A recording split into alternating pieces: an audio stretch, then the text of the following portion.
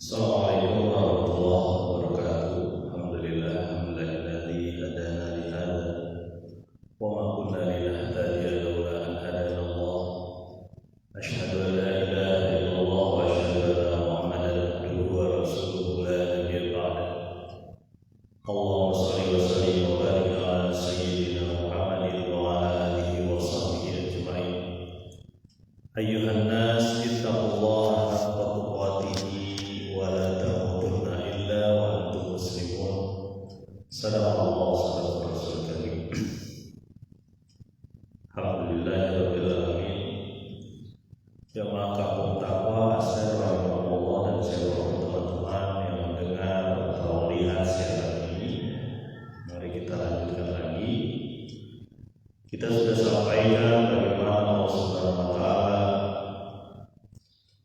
menyatakan bahwa apa yang Allah katakan adalah kebenaran, dan salah satu akhir dari kejadian manusia, peristiwa penciptaan, pembangkangan terhadap perintah Allah yang dilakukan oleh iblis, yaitu bahwa Jahannam akan dipenuhi oleh iblis dan orang-orang yang mengikuti. Mari kita lanjutkan di ayat yang ke-86 hingga akhir surat Shad, ayat-ayat terakhir dari surat Shad. Bismillahirrahmanirrahim. Qul ma as'alukum alaihi min ajr wa ma ana minal mutakallifin. Qul, katakanlah ya Muhammad, tidaklah aku meminta upah atas dakwahku ini. Sesungguhnya tidak juga aku orang yang mengada-adakan. Ini perintah Allah Subhanahu wa taala, tidak meminta ajar, tidak meminta upah. Rasulullah SAW mempunyai fitrah yang lurus. Dia hanya menyampaikan apa yang diwahyukan saja. Tidak ada motivasi atau tidak ada keinginan untuk mendapatkan upah, mendapatkan harta dari apa yang dia seru kepada Allah. Dia menyampaikan hanya semata-mata diperintah Allah, dan dia menyampaikan dengan tujuan menyelamatkan orang-orang yang sedang lalai, sedang terlena. Tentang berita besar ini. Apa berita besar? Berita yang membuat seluruh makhluk langit dan bumi itu berubah. Berita besar tentang keyakinan pada akhirat. Berita besar tentang bahwa ada Allah yang menguasai seluruh langit dan bumi, mengatur segalanya, memberikan satu proses yang terus-menerus. Tak pernah tidur Allah Subhanahu wa taala, terus mengurus makhluk. Dan Allah Subhanahu wa taala akan meminta pertanggungjawaban kita apapun yang kita lakukan. Dan fungsi Nabi SAW adalah hanya untuk menyampaikan saja. Dalam satu hadis disampaikan bahwa aku ini seperti orang yang berada di depan api. Banyak anai-anai ataupun laron bergerak mau menuju dia. Karena pada fitrahnya laron itu akan mendekati cahaya, akan berkeliling terus sampai dia terbakar.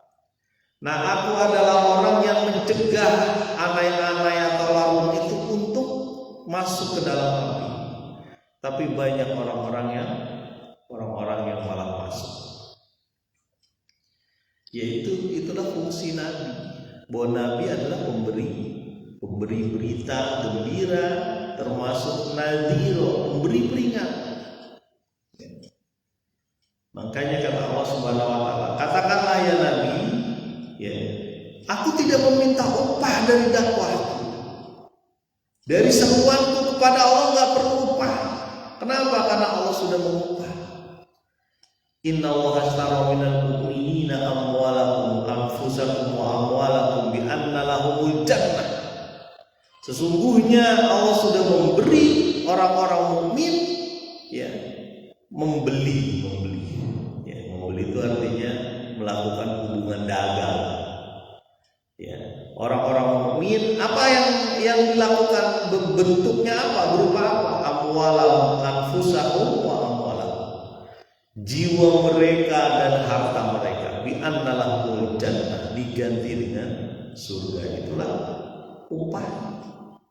Ya. Karena upahnya orang yang menyeru kepada Allah adalah ridha Allah dan surga. Dan Nabi menolak ketika ditawarkan, mau harta yang mana biar kami kumpulkan, mau wanita yang mana biar kami sediakan untuk apa, engkau mau jadi raja kami jadikan raja. Satu aja syaratnya, hentikan dakwahmu, hentikan seruanmu kepada Allah, ikut saja milah kami, ikut saja cara-cara kami dalam beragama, dalam berbuat sesuatu, pakai cara kami. Nggak mau Nabi. Makanya perkataannya terkenal, ya, jika matahari di tangan kananku, bulan di tangan kiriku, aku tak akan menghentikan dakwah ini sampai Allah yang menghentikan. Kalau pada saat itu Nabi hanya menghendaki kepentingan duniawi saja, selesai di Mekah, nggak perlu hijrah. Selesai di Mekah, bahkan ada bentuk-bentuk kompromi. Apa bentuk-bentuk kompromi? Sehari kamu menyembah Tuhanku, sehari besok kami menyembah Tuhanmu. Enggak ada. Namanya akidah, keimanan itu harus utuh, nggak bisa setengah-setengah. Makanya jangan berpikir, aduh, kita kan katanya kan harus imbang Pak, dunia akhirat. Kita senang-senang dulu di dunianya, nanti aja di akhiratnya nanti. Ya. Ada tuh yang berpikiran begitu. Kok kamu ada hiburan kayak gitu sih? Ya kan kita di dunia itu harus senang-senang juga, biar imbang dunia akhirat. Iya, imbang dunia akhirat itu sesuai dengan cara Nabi, bukan cara nafsu. Sesuai dengan cara Allah Subhanahu wa taala, bukan cara nafsu. Cara nafsu dan iblis dan setan yang sudah ada tuh ujung-ujungnya tuh, ya. La'am jahannam minhu, ya, minka wa manittaba'aka, akan aku kumpulkan di jahanam itu orang-orang jenis kamu, ya, iblis, dan orang yang mengikuti. Ya. Jadi celah-celah ini luar biasa, ya. Kita juga bertarung terus-menerus. Banyak cara yang dilakukan iblis. Makanya pernah saya ceritakan pada satu hari, iblis itu mengumpulkan apa? Mengumpulkan para pasukannya, dikumpulin, ya, evaluasi lah kalau bahasa kita, dicek kerjaannya udah benar atau enggak. Ya.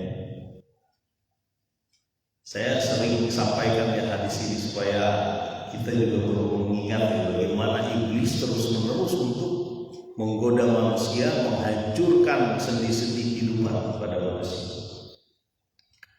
Ada seorang pasukannya yang bilang, wahai raja iblis, wahai iblis, wahai rajaku, baginda, wahai baginda, aku telah membuat orang jadi mencuri. Manusia itu jadi punya sifat pencuri, maling. Ya. Dia berharap bahwa iblis itu akan senang, tapi ngangguk-ngangguk aja iblis, ya. Ya. Kemudian, wahai iblis, ada lagi, wahai baginda, aku telah membuat orang membunuh. Ya, luar biasa. Pembunuh, ya. Manusia menjadi pembunuh dengan godaan iblis. Itu kan dahsyat sekali orang. Ya ngangguk dia. Ya. Tapi terlihat mungkin iblis ini belum menemukan seseorang yang hebat. Kemudian ada seseorang, ya mungkin pasukan iblis gitu. Wahai baginda, ini bahasanya bahasa yang saya sampaikan aja. Wahai baginda, aku telah membuat manusia cerai dengan istrinya. Kata iblis, nah ini yang kita harapkan. Artinya apa? Bahwa semuanya berbagai cara dilakukan oleh pasukan iblis supaya manusia itu nggak benar, termasuk memecah laki dan perempuan yang sudah nikah. Ya, banyak caranya itu. Mulai dari cara ekonomi, ditakut-takutin miskin, ya. Janganlah engkau wala taqtulu, janganlah engkau membunuh auladakum. Ya, gara-gara kemiskinan. Janganlah engkau membunuh anak-anakmu gara-gara kemiskinan. Ya. Sebenarnya kalau bapak dan ibunya pisah itu sebenarnya membunuh itu. Secara makna dia membunuh anaknya. Secara makna ya. Kenapa? Karena hilang salah satu bagian kasih sayang. Ya. Pak, kalau yang sudah terjadi gimana ya? Udah tobat, bilang terjadi. Ya.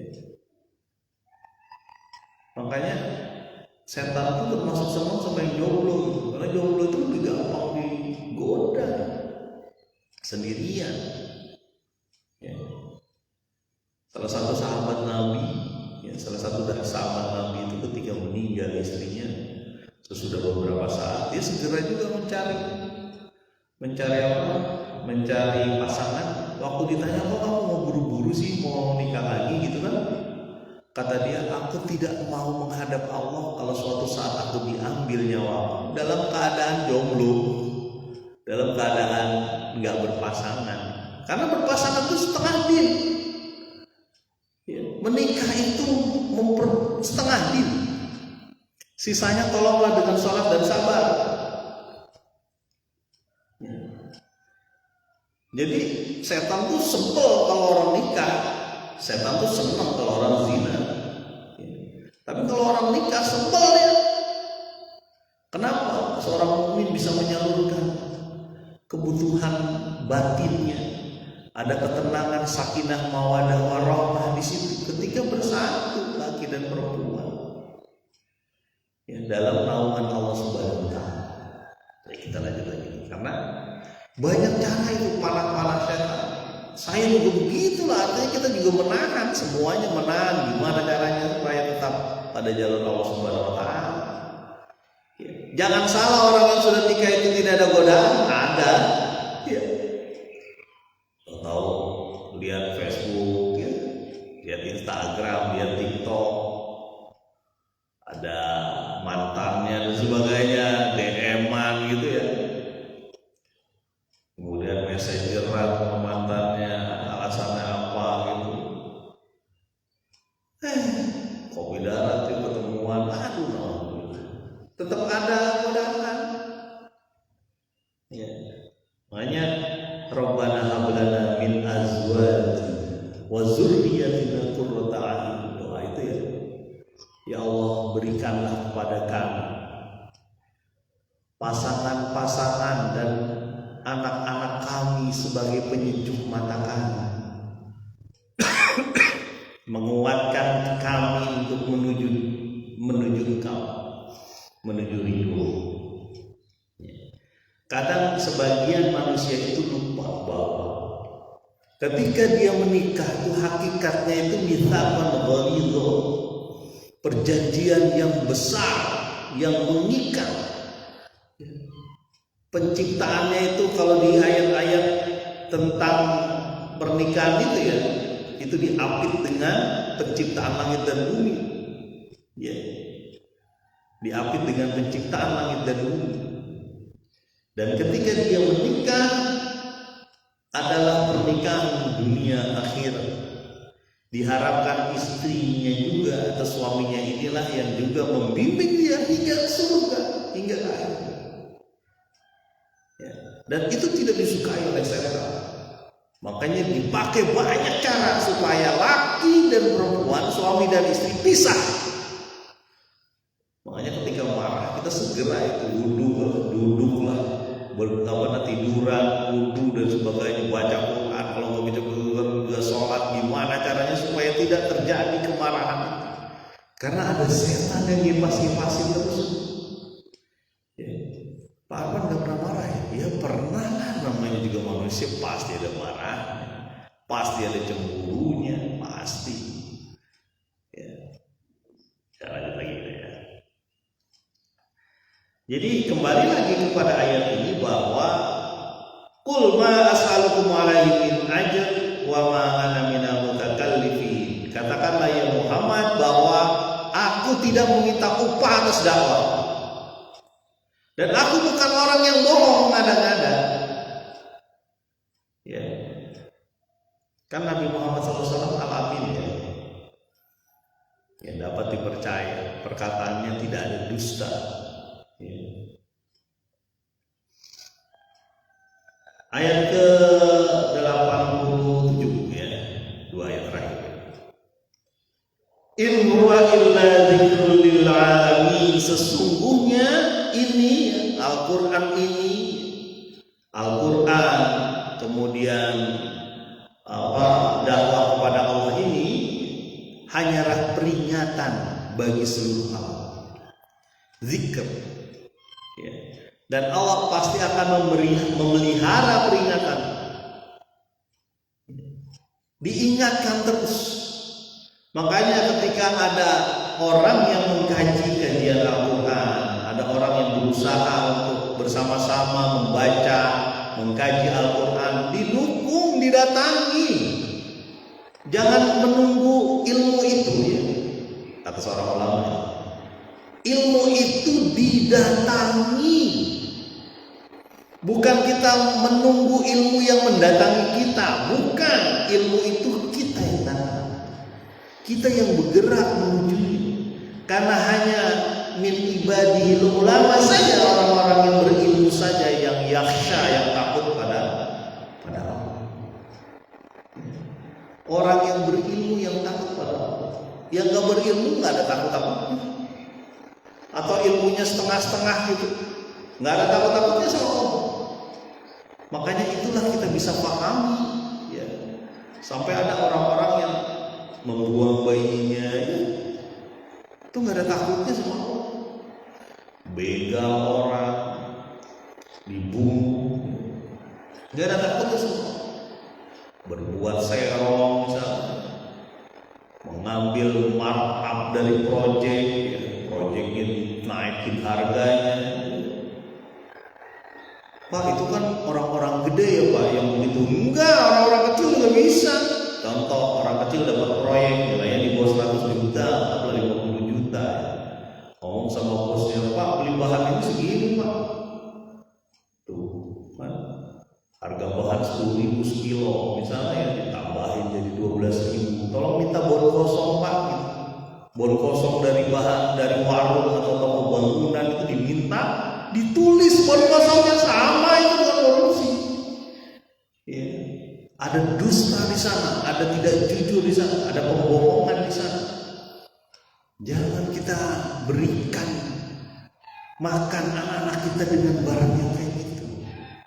Kalau mau sebutkan aja, sampaikan saja bahwa kami kurang Pak gajinya, kalau cuma 150.000 per hari bisa. Sampaikan aja. Kalau dia akan terima ya bukan rezeki kita, cari yang lain. Tapi jangan berlebihan juga. Oh, saya gaji setiap hari itu 500.000 Pak. Jadi kalau dia cari yang lain nanti. Jadi banyak tuh kejadian. Jadi bukan cuma untuk orang-orang petinggi dan besar-besar itu yang korupsi. Dari orang kecil pun bisa korupsi. Bisa tidak jujur, bisa dusta, bisa bohong. Awalnya kan dari dusta. Ketika dia dusta, dia tidak yakin bahwa Allah melihat dia. tidak yakin. Ketika dia berbuat nggak benar misalnya kepada pembantunya dan sebagainya, ya. Kalau dulu ada budak, ya. Itu karena dia tidak merasa diawasi oleh Allah Subhanahu wa Ta'ala. Nah, perasaan diawasi oleh Allah ini harus selalu kita tumbuhkan dan sering lupa juga. Ya, makanya dalam satu hadis itu disebutkan ada seorang ngobrol dengan Abu Bakar. Abu Bakar, kalau kita di depan Nabi, kita dengerin Nabi menceritakan tentang neraka, lantas surga, entah kewajiban kita kepada Allah, itu rasanya kita dekat saja sama Allah. Tapi ketika udah sampai ke rumah udah lupa gitu. Kata Abu Bakar, saya juga begitu ngerasain. Kemudian mereka berdua ngobrol sama Nabi. Kalau engkau tetap, kata Nabi, kalau engkau tetap merasa seperti itu, kelihatan malaikat akan turun padamu. Merasa dekat dengan Allah seperti waktu ketemu dengan Nabi. Itu terlihat malaikat turun. Artinya kelihatan kalau itu terus-terusan. Tapi kata Nabi, sa'atin sa'a, sesaat. Artinya apa? Ada waktu. Ada waktunya untuk ngecas lagi, ya, kayak handphone kan kalau udah turun kita cas lagi, turun kita cas. Makanya itu yang disebut dengan al-iman yazidu wa yanqus. Iman itu bertambah dan berkurang. Yazid bertambah ketika dia taat kepada Allah, yanqus berkurang ketika dia maksiat kepada Allah. Makanya kita terus yazid, meningkatkan terus. Pak, gimana Pak cara meningkatkan iman kita? Banyak, udah ceritanya udah banyak banget untuk meningkatkan iman. Setiap Jumat kita diingatkan untuk meningkatkan iman dan takwa oleh khotib. Ya, kadang-kadang pagi-pagi kita diingatkan, di televisi pun ada juga. Tinggal kita mau atau tidak. Gitu. Mana sarana-sarana untuk meningkatkan iman? Ada musola, ada majelis taklim, ada kajian-kajian. Pak, saya nggak sempat. Tidak ada yang disebut nggak sempat, karena manusia dikasih sama 24 jam. Ya, Pak, saya kan sibuk bekerja. Kerja itu disuruh Allah. Ya, menuntut ilmu pun disuruh Allah. Utlubul ilma minal mahdi ilal lahdi. Kenapa? Karena dia akan mendekatkan dengan keimanan. Fa'lam annahu la ilaha illallah. Ketahuilah bahwa tiada ilah dengan Allah. Tiada ilah selain Allah, tiada Tuhan selain Allah. Itu ada kata-katanya fa'lam di depan. Ya. Kata-katanya kan fa'lam di depan. Ketahuilah, artinya cari ilmu lah, baru kita yakin dengan la ilaha illallah. Kadang-kadang kita la ilaha illallah disebutkan dengan lisan, bagus sih. Dari sisi penyebutan bagus, alhamdulillah. Kuatkan dengan isinya apa. Ya. Kalau cuma nyebut doang, Abu Jahal tuh bisa. Abu Jahal tuh pinter banget, tapi disebut jahal, bodoh. Padahal Amr bin Hisam, karena dia sudah tahu tapi tidak mau melakukan. Ya. Jadi kembali lagi ke ayat ini adalah peringatan untuk seluruh Arab. Seluruh Arab diperingati, seluruh alam diperingati. Belibet bener deh. Ya. Dan memang Nabi itu mengirim tuh kemana-mana tuh, ya. Kirim ke Mesir ke Raja Mokakis, kirim ke Najasyi ke daerah Afrika, kirim ke daerah Syam, ya. Kirim ke Parsi, daerah dikirim. Bukan cuma sebatas di Mekah saja, bukan, karena Islam rahmatan lil alamin. Ya, rahmat bagi seluruh. Walata'lamunna nabahu ba'dahin, dan mereka pasti akan mengetahui tentang berita ini hari yang akan datang. Artinya apa? Akan mengetahui kebenaran berita ini hingga hari kiamat nanti di ujungnya, di hari kiamat. Dan kebenaran tentang Islam diketahui selanjutnya setelah Nabi. Ya, sampai ke Merauke ini, dari Maroko di Maghrib sana sampai Merauke di timur Indonesia, itu diketahui tentang Islam. Ya, tentang berita besar ini, berita tentang adanya Nabi SAW menutup khataman Nabi, menutup Nabi terakhir, ya, yang menjelaskan tentang Buddha, tentang petunjuk-petunjuk dari Allah Subhanahu Wa Taala, memberi peringatan, ya, bahwa akan ada balasan bagi apapun yang dikerjakan manusia di dunia ini, diberi peringatan bahwa akan ada kelebihan, bahwa akan ada keberkahan, bahwa akan ada kebahagiaan pada orang yang mengambil jalan Allah Subhanahu Wa Taala. Diberi juga basyiro, yaitu apa? Kabar gembira. Dan udah kelihatan di dunia aja, udah kelihatan. Ya. Teman-teman udah kelihatan lah. Coba lihat di dunia ini. Gak usah jauh-jauh, tengok kanan kiri itu udah kelihatan. Mana orang-orang yang berusaha mendekatkan dirinya kepada Allah, bagaimana terlihat dari keberkahan keluarganya, ya, keberkahan hubungan suami istrinya. Ya, walaupun ada ujian ya wajar, namanya ujian. Nabi juga diuji. Ya. Nabi aja juga diuji, ada yang diuji sakit seperti Nabi Ayub, diuji kekuasaan seperti Sulaiman atau Daud. Ya. Termasuk diuji perang yang luar biasa seperti Nabi Muhammad SAW, ditimpukin, ditaib, nancep baju besinya sehingga pipinya robek, nggak punya ilmu kebal Nabi. Ya. Nabi nggak ada ilmu kebal. Pak, kok kita ada Pak ya ilmu kebal Pak? Kadang-kadang sama ustadz atau kiai itu yang kirim, ya kita nggak tahu lah kayak apa tuh. Yang jelas kalau Nabi tidak ada robek Nabi juga berdarah, ditarik tancepan baju besi, potongan besi yang masuk ke pipinya itu dengan salah satu sahabat. Jadi Nabi juga robek, ditimpuk di Taif itu berdarah. Ya. Wala ta'lamunna nabahu ba'dahi, pasti mereka akan mengetahui tentang berita ini sesaat yang akan datang. Setelah ini, di hari-hari selanjutnya, bahwa ada orang-orang Quraisy yang akhirnya masuk Islam, ada Abu Sufyan di sana. Ya, bahkan ada istrinya Hindun di sana yang masuk Islam, begitu pun Khalid bin Walid, termasuk anaknya Abu Jahal, Ikrimah bin Abu Jahal menjadi seorang muslim. Dan muslim disebarkan, Islam disebarkan jauh ke serata dunia, seolah-olah setiap saat bumi berputar itu ada azan. Ya. Azan itu kan terus berputar tuh di bumi itu kan ibaratnya, terus menerus. Ya, pertama mungkin di Indonesia, Mekah bergerak, azan lagi, udah muter buminya di arah Yaman, arah Uzbekistan, mungkin daerah Rusia, azan lagi, muter lagi, ada India, Pakistan, Bangladesh, azan lagi, Cina di atas karena ada muslim juga di Cina, azan lagi, bergerak lagi, ada Jepang, ada Korea, ada Vietnam, ada Indonesia, ya terus bergerak terus sampai di Amerika pun ada azan lagi. Jadi tidak pernah putus azan sejak awal hingga hari kiamat. Jadi selesai juga, alhamdulillah sudah selesai surat Shad.